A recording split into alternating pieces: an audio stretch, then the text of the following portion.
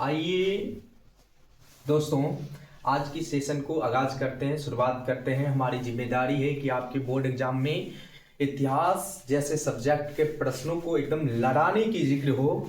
तो आइए एक बार हमारे सफलता एक्सप्रेस लर्निंग पॉइंट से जुड़िए और देखिए सफलता एक्सप्रेस लर्निंग पॉइंट की जो आत्मा है वो आपको ऐतिहासिक प्रश्न के जिक्र यहाँ नहीं बोर्ड के क्वेश्चन से आपको करवाएंगे। तो मिलिए, एक बहुत ही रोचक और बहुत ही अच्छी प्रश्न है।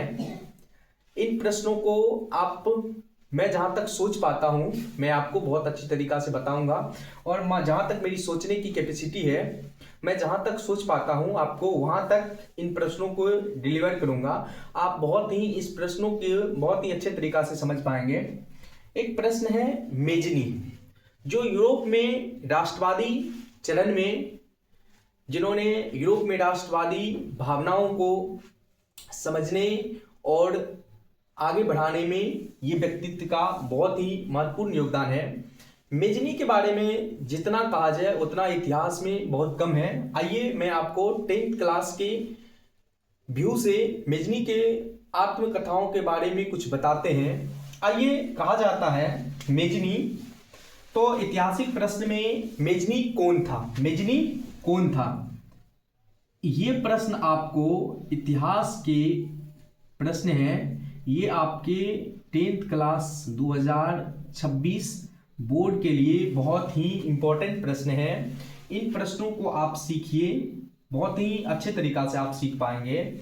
मेरे प्यारे बच्चों, मेजनी का पूरा नाम जोसेफ मेजनी था। मेजनी का पूरा नाम जोसेफ मेजनी था।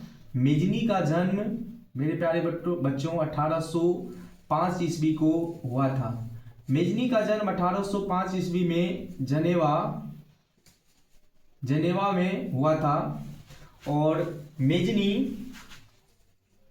एक साहित्यकार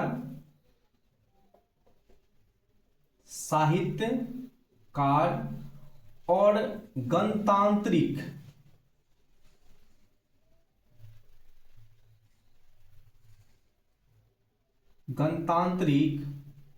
विचारधारा के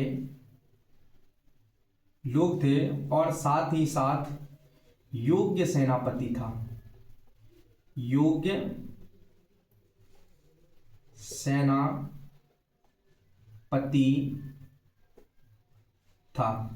ये योग्य सेनापति होने के साथ साथ मेजनी ने अपने जीवन काल में सबसे महत्वपूर्ण जो काम किए वो 3 काम किए।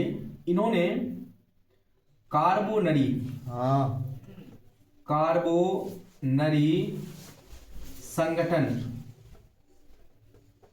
संगठन की स्थापना की और साथ ही साथ 1831 ईस्वी में इन्होंने यंग इटली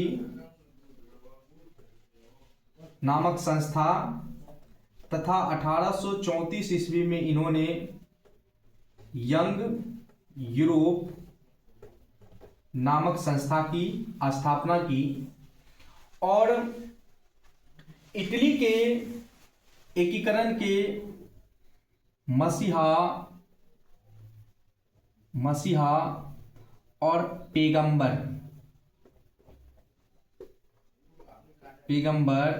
मेजनी को कहा गया।